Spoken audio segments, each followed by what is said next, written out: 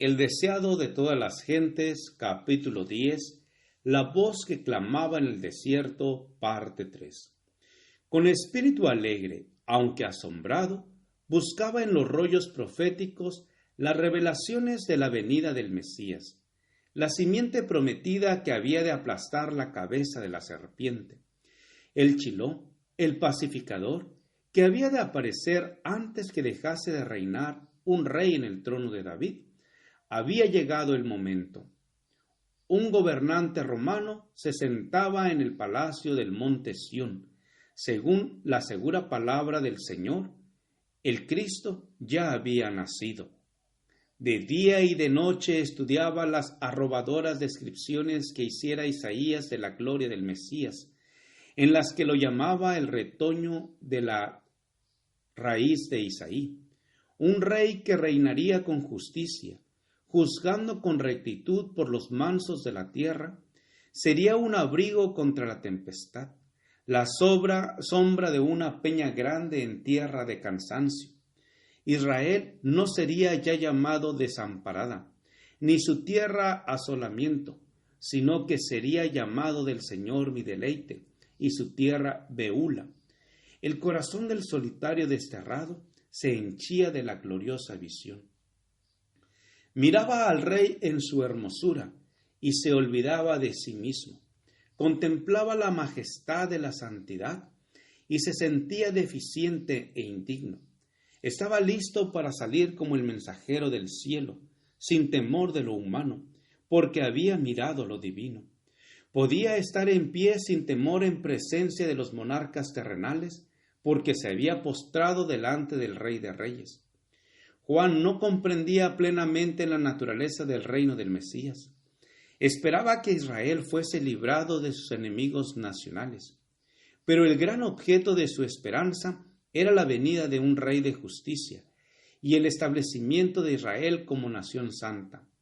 Así creía que se cumpliría la profecía hecha en ocasión de su nacimiento. Acordándose de su santo pacto, que sin temor, librados de nuestros enemigos, le serviríamos con santidad y en justicia delante de él todos los días nuestros, veía que los hijos de su pueblo estaban engañados, satisfechos y dormidos en sus pecados. Anhelaba incitarlos a vivir más santamente.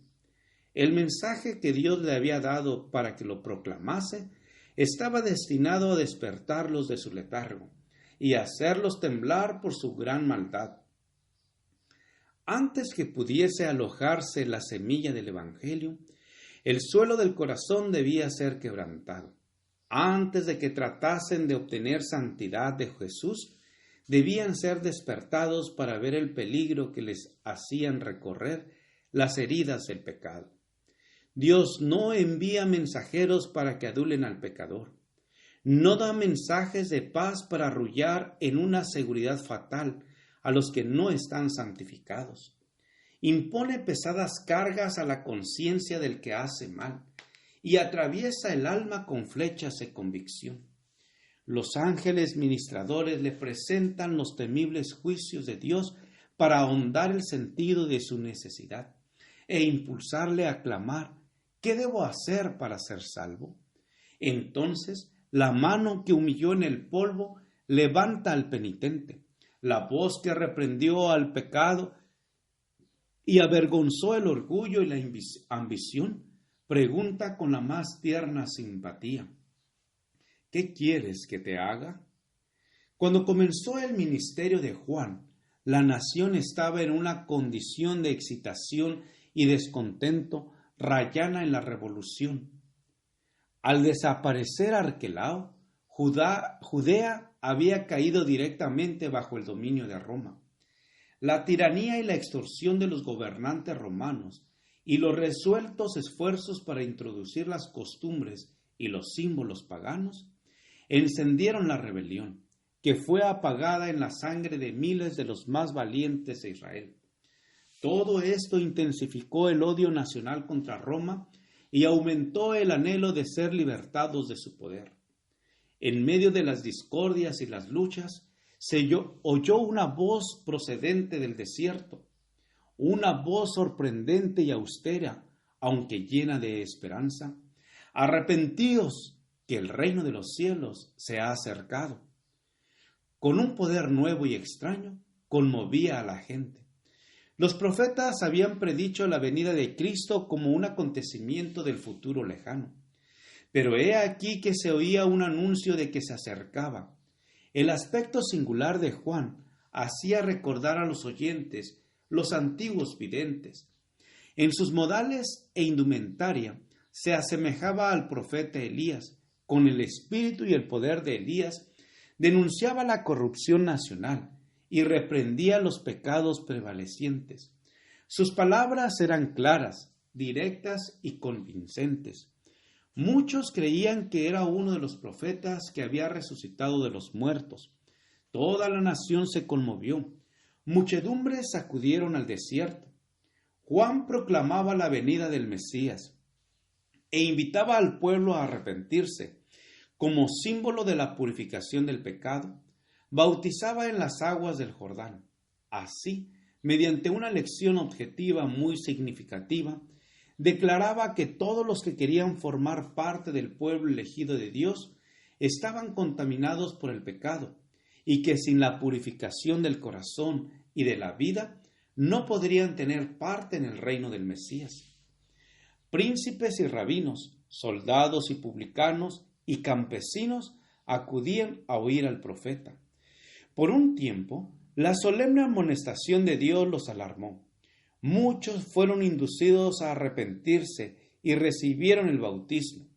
Personas de todas las clases sociales se sometieron al requerimiento del Bautista. A fin de participar del reino que anunciaba, muchos de los escribas y fariseos vinieron confesando sus pecados y pidiendo el bautismo. Se habían ensalzado como mejores que los otros hombres y habían inducido a la gente a tener una alta opinión de la piedad. Ahora se desenmascaraban los culpables secretos de su vida. Pero el Espíritu Santo hizo comprender a Juan que muchos de estos hombres no tenían verdadera convicción del pecado. Eran oportunistas. Como amigos del profeta, esperaban hallar favor ante el príncipe venidero y pensaban fortalecer su influencia sobre el pueblo al recibir el bautismo de manos de este joven maestro popular. Juan les hizo frente con la abrumadora pregunta: «Oh generación de víboras, ¿quién os enseñó a huir de la ira que vendrá? Haced, pues, frutos dignos de arrepentimiento, y no comencéis a decir en vosotros mismos: tenemos a Abraham por padre, porque os digo que puede Dios, aún de estas piedras, levantar hijos a Abraham». Los judíos habían interpretado erróneamente la promesa de Dios de favorecer eternamente a Israel.